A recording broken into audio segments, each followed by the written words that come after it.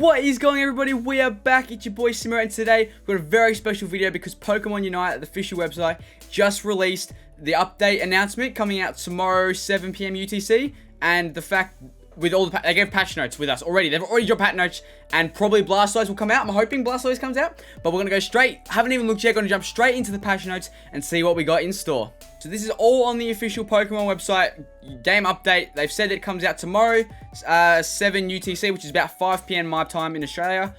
So bug fixes, test fixes, spectate feature test release on the 4th until the 6th. Okay, so we got a spectate feature. That is really cool, very unique.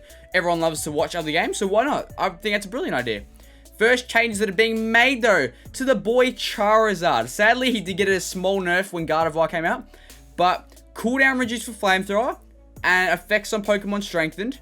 Same for Fire Punch, effects also strengthened, and Fire Blast the same Flamethrower. Cooldown reduced and the effects strengthened. That is pretty good. That means the burn, or like, I'm assuming it's the burn or the slow, the damage of the burn, whatever it is, getting strengthened for 3 out of his 4 moves, and the cooldown reduced out of the 2 moves that aren't really used as much. So that just makes Charizard a little bit better in all areas, makes both movesets probably more viable, and just buffs him up a little bit, whereas he might be played a little bit more. Obviously, he's probably best to suit in jungle. Obviously, higher up, he's not played as much, but I do think he's a very good counter carry. So just small buffs like this just make him a little bit better and can compete more with the best of the best. At the minute, all speedsters are a little bit lackluster in the higher ranks, but in the bottom and mid ranks, Zeraora and Gengar are still very good. So getting a buff to Talonflame to make them a little bit more viable in comparison to the better speedsters at these middle ranks will definitely help. So the damage is increased for all 4 things. So for Acrobatics, Aerial Ace Plus, and Fly, the damage has been increased for all of them. So that is just a good buff for Talonflame, because Talonflame is definitely needing some kind of damage increase. So hopefully that makes them a little bit more viable in the low and mid tiers. Probably won't make a huge difference at the higher up tiers, but definitely we should see a little bit more Talonflame players around with these small buffs to their damage. The original Kanto, we got both Kanto starters. Hopefully Blastoise comes out, then we got all 3. But Venusaur finally getting Sludge Bomb fixed, I guess, because it was supposed to decrease special defense, but increasing the damage and the effects on the Pokemon, so the poison is a good buff for that move, because the main set for Venusaur is Sludge Bomb, Solar Beam. It does damage, but not enough to be great carry or an attacker, and he's not bulky enough to run Petal Dance and Giga Drain because it just doesn't do enough damage. So increasing the damage and the poison effect for Sludge Bomb is a huge buff for Venusaur. I'm not sure what move upgrade means for Petal Dance. Obviously, it means it's getting better. But that's all I can say from this point is that it is improving. Solar Beam, the cooldown reduced, which is really good because that is Venusaur's main form of damage. It just sucks that it takes like 9 or 11 seconds or something on cooldown. So reducing that is also a really handy buff to go hand in hand with the Sludge Bomb move increase. Cheeky little buff as well, increasing the Unite move damage.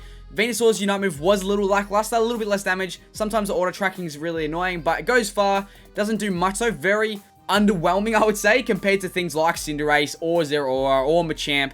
But just increasing that, just making 4 moves better for Venusaur, hopefully will have a bit of an impact, will make him a little bit more playable. Especially, I feel, the Sludge Bomb buffs and the Solar Beam cooldown reduced. Bug fixes for Absol's basic attack, nothing crazy. Night Slash increased damage, and same with Sucker Punch. So normally Absol's demolish like low tiers and mid tiers, high tiers not so much, but like increasing the damage of these 2 moves, the 2 moves that are probably not played anywhere near as much as Pursuit or Psycho Cut, kind of balance the character out a bit more so people use both movesets. So one moveset isn't way up here and one's all the way down here. So now both moves are buffed, that hopefully both movesets of Absol will increase. So I feel like they're trying to do that with the patch as well, with Charizard's ones as well, decreasing the cooldown of his 2 special moves, that all characters' movesets are viable rather than just the 2 moves like Gengar's Sludge Bomb and Hex. Like, no one ever plays like Dream Eater and Shadow Ball, but like, hopefully in this patch, which is what they're trying to achieve, clearly, they're trying to even out the playing field on every character's moves. Got a very good buff to Wigglytuff, honestly. Increasing a support's defense, special defense, and health is really beneficial, just because in team fights, Wigglytuff was so much lackluster in compared to Eldegoss, who's next on the list. But increasing those 3 stats as a support who's supposed to be like the brunt of the team, Not the tank, obviously, because that's Snorlax's job, but like healing, slowing, doing some damage, staying alive to help your team in those team fights in crucial moments definitely will help Wigglytuff be more viable. Increasing the damage on Double Slap is good, because obviously Dazzling Gleam did a lot more, but effects on the opposing Pokemon is also strengthened. So I think that's the CC, or like the stun. So if that's increased and so's the damage, it might be a more viable option than Dazzling Gleam. You never know, just for the slow. Sing increase has been strengthened, the effect, so I'm tipping that's the sleep. So it might be like Yawn, where they still stay asleep even if they hit. Otherwise, it'll just increase how long they stay asleep before they get hit. Because it was very quick. It wasn't a long time. So if they increase that, just makes Sing a little bit better. And bug fixes to Dazzling Gleam isn't anything crazy. First nerfs we've come across is obviously to probably, I would say, top 3 character in the game, Eldegoss. By far the best support. Makes Wigglytuff and Mr. Mime not even played at this point. But lengthened the cooldown for Cotton Guard and decreased the HP restoration. That is a big nerf to probably one of its best moves. Cotton Guard is phenomenal in team fights, phenomenal in lane. It's just a really fantastic move that makes Eldegoss top 3 in the game. But like, it's just been fixed a little bit. So hopefully people like Wigglytuff are picked a little bit more. That's clearly the goal from this. Cotton Spore cooldown reduced. Effects on the opposing Pokemon has been strengthened. And defense and special defense increase has been strengthened as well. So like we were saying before, they're trying to, I think, balance out the move pool to make both sets play a little bit more. So they've decreased Cotton Guard, increased Cotton Spore. So hopefully their goal is to have people play both more often than just choosing one the whole time. And also his Eldegoss's Unite move, HP restoration was decreased, which is kind of a big deal because that Unite move helps so much winning objectives, winning team fights late game. Like, it was great. Heals up, gives shield, floats around, becomes invincible, and then does damage, stuns everyone. Fantastic move. And just decreasing it a little bit will make, obviously, Eldegoss a little bit lower on the tier list, or make them not God tier, or whatever you want to think. And then hopefully, with the Wigglytuff buffs or whatnot, make the other supports more played, I think, especially with Clefable and Blissey coming out at some point. I think they're trying to balance the game out now to where everyone is viable, even in the high ranks.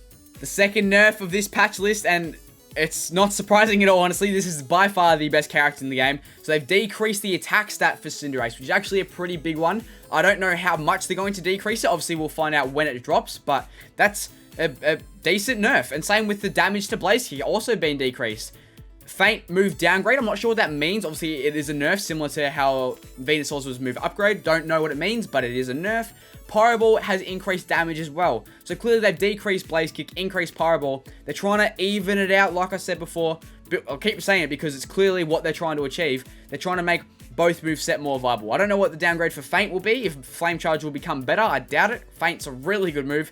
But they're trying to obviously increase the usage of Pyro Ball. Because Pyro Ball, if you hit it, it decreases the cooldown for Faint. So it might actually be a more viable strat now if Blaze Kick is decreased and Pyro Ball is increased. Gengar, just basic attack bug fixes like Absol. Shadow Ball, increased damage, which is good. Hex move downgrade. Obviously, we don't know what that is yet, like we're saying. But it obviously is a nerf to some point. Maybe they'll increase the cooldown when Sludge Bomb hits and you get the Hex. So instead of being 1 second, they might make it 2 or 3, or maybe you can only do it twice rather than 4 times, like whatever it is. And then a move upgrade to Dream Eater. Obviously trying to make Shadow Ball and Dream Eater more played on Gengar rather than just Shadow Ball Hex, Sludge Bomb Hex at all times. Bug fixes for Spark for Zeraora. I've played a fair bit of Zeraora Spark. I don't know if you can notice it, but sometimes it does mess up a little bit. So that's just a small fix. Wild Charge is increased damage and cooldown reduced, which is kind of crazy because Wild Charge is a good move one-on-one. Does big CC, big damage. You're like dashing around, you're invincible almost, you're very fast. So, but in comparison to Discharge, which is phenomenal in team fights in low and mid tiers, obviously high tiers a bit different in master ranks and stuff, but like Discharge is good, but this will make Wild Charge a bit more useful, especially in those one-on-one if you want to play more of the assassin type, because the damage is increased and the cooldown is reduced. It makes it a much more solid pick over Discharge. I don't think it will be chosen anywhere near as much as Discharge still, but it just does make the move a little bit better. Decreasing the damage on the Unite move is probably a fair thing. It doesn't make Zeraora the best character in the game or anything. In lower tiers and mid tiers, he is very, very good. In master tiers, not so much. You just see Cinderace, so hopefully you might see more of the speedsters if Cinderace is nerfed a little bit. Maybe more Zeraoras, maybe more Gengars.